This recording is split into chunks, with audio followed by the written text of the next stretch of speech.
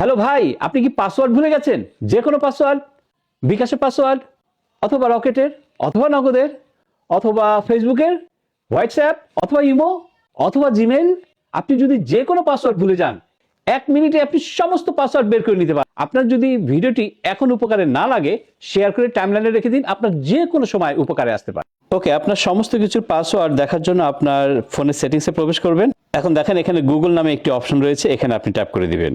দেখেন এখানে password manager বলে একটি অপশন দেখা যাচ্ছে, এখানে আপনি ট্যাপ করবেন।